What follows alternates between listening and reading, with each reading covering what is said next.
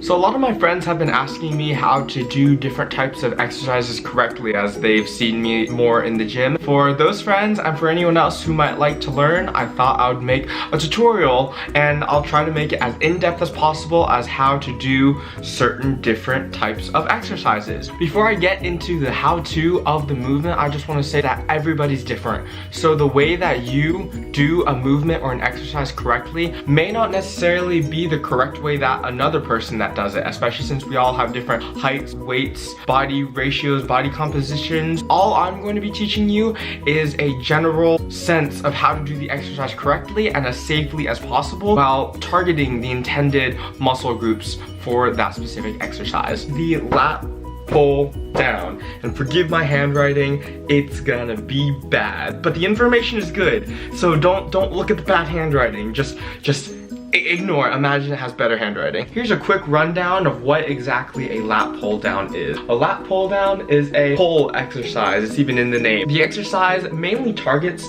your lats, so that would be this muscle right here. So that's what makes it like kind of pop. Latissimus dorsi is what its scientific name is called. Spit out little sciencey nut stuff for you.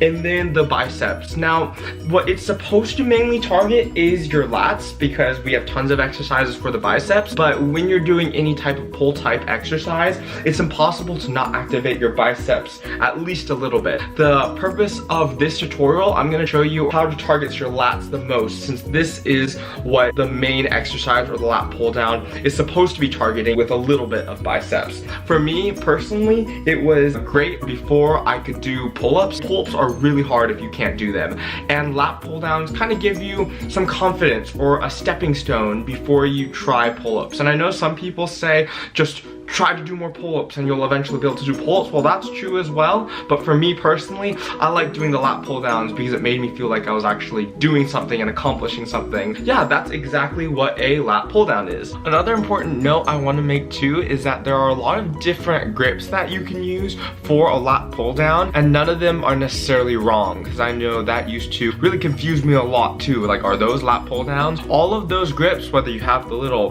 V-bar grip with the little hooky thing that you hook right there, you have a one-handed lat pull down, you have all different kinds of varieties, and all of those are still lat pull downs, but the one I'm going to be focusing on today is with the neutral grip, because that is probably the one that most of you are already familiar with, and therefore I'm giving a tutorial on that one and not on the other ones. In order to perform this movement as optimally and correct as possible, you have to have a good setup. Like a good date setup, which I've never been on, but I imagine they should be good if they're correct. Never mind.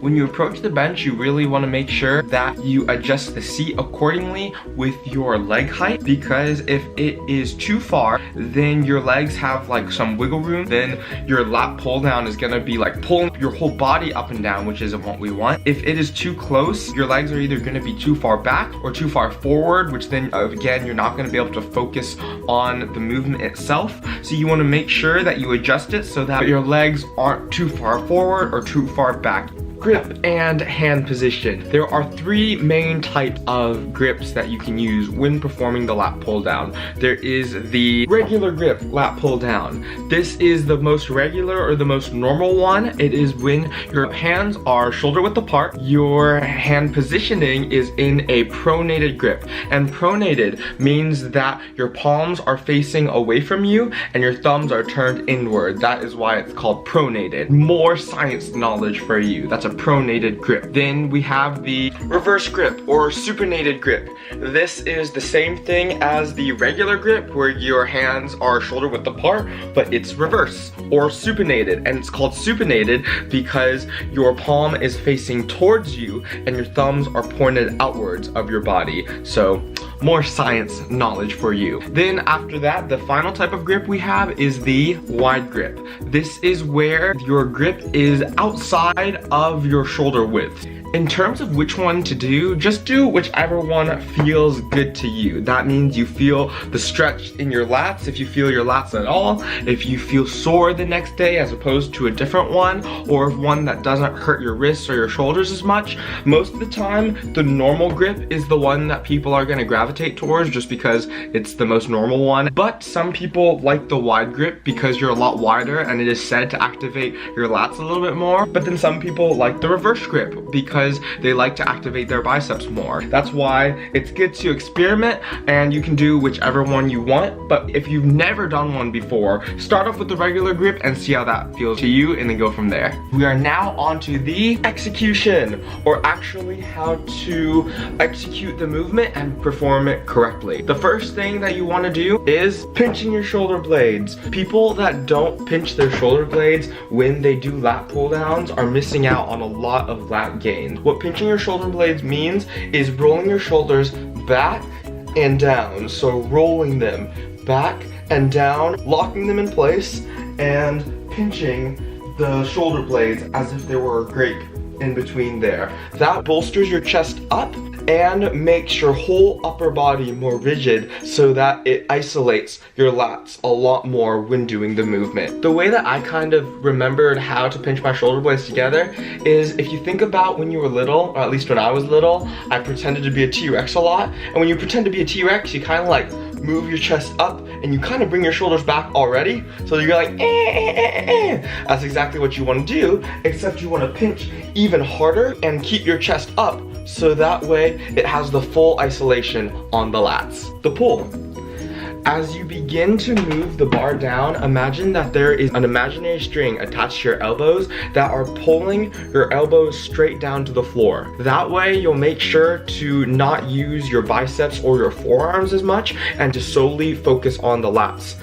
As you bring it down, since it's going straight up and down, you'll have to move your head slightly out of the way. That way you can fully contract your lats as much as possible and you can bring the bar down as far as possible. Stop the movement when either your chest touches or almost touches the bar and your lats are squeezed as much as you can. So now that the bar is either touching or is close to touching your chest and your shoulders are rolled back, slowly and controlled. It doesn't need to be too slow, but at least control the upwards motion of the bar while still keeping your body all tight, and then rinse and repeat until you have a body that makes you look like an actual Dorito. That is how you perform a lat pull down as safely and effectively as possible in order to target your lats. Now that you know how to perform the movement, or maybe you already know how to do it, I'm gonna talk about the 3 most common mistakes that I've done and that I've seen at my local gym that you should try to avoid in order to activate your lats as much as possible for this movement. The first one is gripping too hard. People think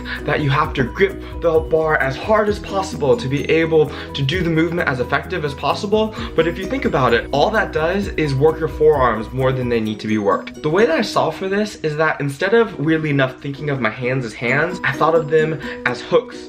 That all they were there for was to connect the bar to my arm. And if you think of them as hooks and you don't try to squeeze as much as you can and just have like a semi-firm to even light grip, you won't have to focus on your forearms as much and you'll be able to focus more on your lats. And you'll also be able to do more reps as well because your arms will be less tired. Number 2 is going too far down on the movement.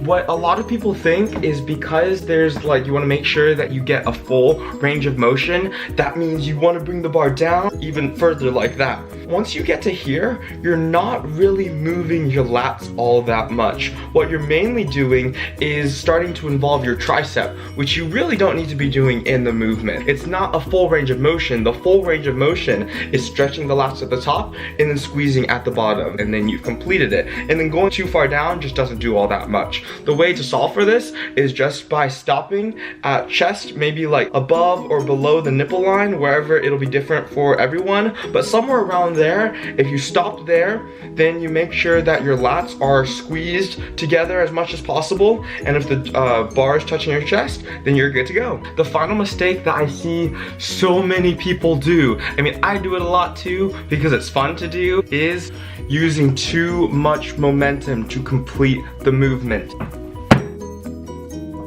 Ooh. That's okay. Who needs a nice desk without any scratch marks anyway? While a little bit of momentum isn't necessarily a bad thing, sometimes you just gotta push out those last few reps, or you wanna feel like you're like strong. That's totally okay every once in a while. But when you start doing it too much, or you do it constantly, you're missing out on a lot of gains that could be made in your lats. The best way that I've been able to solve for this, the first thing is to tighten your core. When you tighten your core just a little bit, it makes it a lot harder for you to swing around and use a lot of momentum, because your midsection is tighter, therefore it's more rigid and can't really use as much momentum. The second thing is obviously to just use less weight. I know it sucks because I really want to use heavy weight all the freaking time, but sometimes, especially with lat pull down, it's not an ego movement. You don't need to be doing the whole stack. You can just do whatever feels good to you to be able to get that full lat contraction, so that when you do like that thing, you have major gains. And that is the end of the video, y'all. Thank you guys so much for watching. Any of you that are watching, if you liked this video or you found it informative, then please like and subscribe, share with your friends, do all the cool stuff. And if you have any thoughts or any exercises that you'd like to see me do a tutorial on, then leave it down in the comments below. Thanks so much.